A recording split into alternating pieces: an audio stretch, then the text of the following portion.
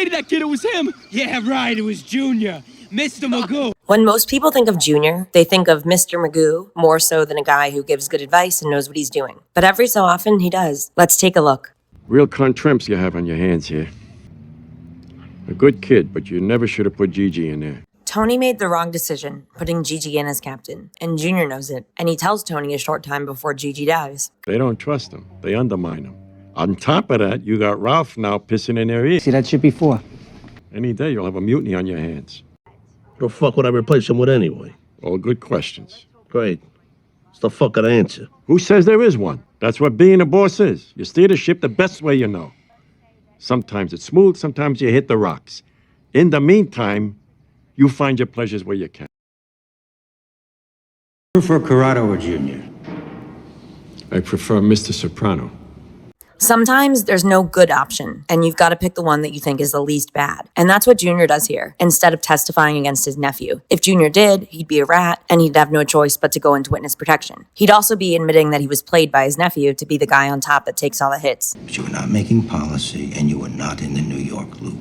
You were positioned to take the hits, and now you've taken them. My nephew running things? Not that Struns. Not in this life. Hello? Corrado? What the fuck are you doing calling my home? Now listen, I am the only person in this family who doesn't curse. So just do me the favor. If you think about Livia and how she was able to manipulate Junior back in season 1, she probably thought she could do something similar the following season. But Junior's guard was up this time, and he didn't play her game for even a second. I had a stroke, Corrado. Did you hear? Of course I heard. I don't live in Oshkosh. And I heard you're keeping company with that Catherine Romano. I remember my Johnny told me. She let him feel her up behind the Sons of Italy Hall. Listen, Olivia, what you don't know could fill a book. He was a great friend to my father, but he doesn't care who he follows now. I do him myself. Who's that speaking here? Somebody speaking? You're a good boy, Richie. It's gonna be good. That's nice. Then what? He fucking dies. I can't even wear his shoes. Pay attention, you just may learn something here. At the end of season 2, Junior makes the decision to side with Tony over Richie Aprile. Richie's at his wit's end and wants to get rid of Tony, and Tony's no fan of Richie either, to say the least. So Junior knows that he has to make a choice, and he chooses Tony here, and he explains why to Bobby. He's not respected. But Tony, with his impulsiveness and selfishness, I'm better off with Tony. Definitely. I want to see Anthony at the doctor's office tomorrow. What are you looking at? I'm in awe of you. Junior tells Tony to call the DiMaggio brothers, the Aquil Avenue boys. So you make it easy for everybody. Take it out of the neighborhood. Well, like an accident? Accident, stick up. He could choke on a chicken wing. The important thing, Johnny disappears. The reason this whole situation came up in the first place is because Johnny Sack wants to kill Ralph over the Ginny Sack joke. Those DiMaggio brothers were some pretty scary dudes who are definitely willing to do the job. You want my advice? You'll call Lou DiMaggio. They may be old, my little nephew, but those dogs can still hunt. Something to do with drugs. For 15 years, everyone and their mother was getting rich dealing H. Everyone except these guys. And whatever you do, don't mention drugs. Oh, yeah? Are you into drugs? What? No. Coke, heroin, not even Tylenol. Anthony, did I ever tell you I want to be cremated? About 4 times. Junior warns Tony against making light of death. Keep joking. Let me tell you something. It's like that game we used to play as kids. Crack the whip. You run around like an idiot holding hands as tight as you can, and then the line snaps.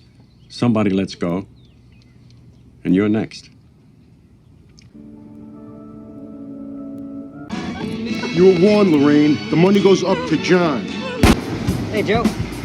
Hey, Tony, right? Oh, you come here too?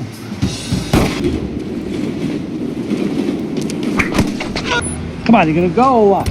Comment, I was finishing my drink.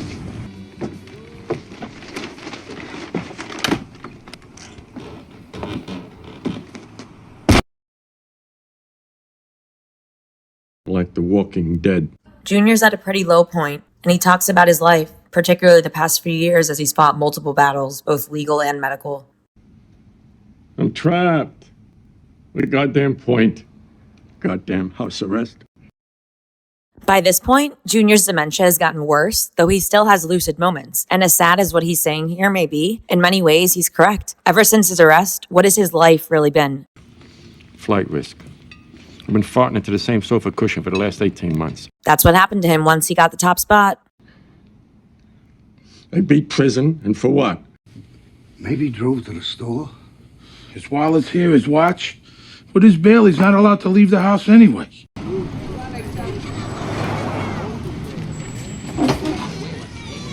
I have no children.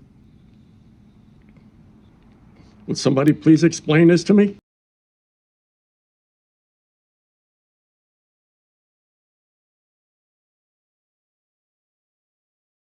When Richie brings up killing Tony, Junior warns Richie about Janice.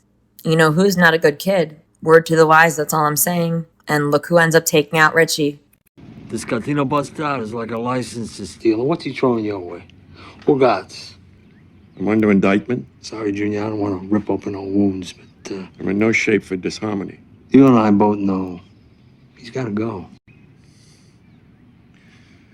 Let me tell you who's not a good kid. That niece of mine. I left my brother's house one night, and my wallet was light. I'm talking about a 10-year-old girl here, Richie. A word to the wise, that's all I'm saying.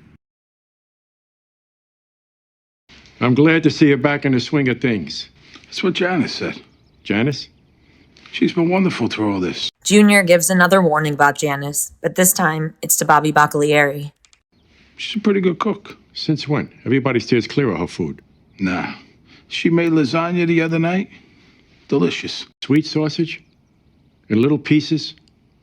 And a layer of basil leaves right underneath the cheese? That's right. That's Camilla's lasagna. You always think the worst of everybody, Junior. Oh, fine.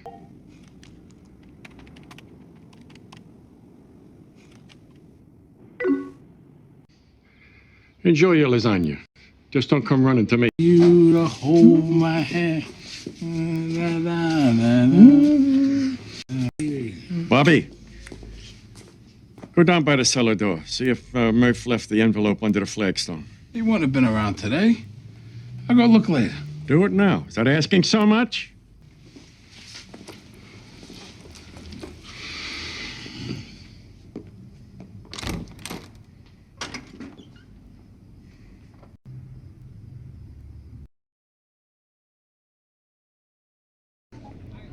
Janice, sweet as she looks, she left my stove on purpose. That niece of mine. I left my brother's house one night, and my wallet was light. Put the flame out with a wet dish rag. I caught her. Thanks for watching. I hope you enjoyed this video. Are there any other moments with Junior where you think he had some good advice or wisdom? I'd love to hear from you.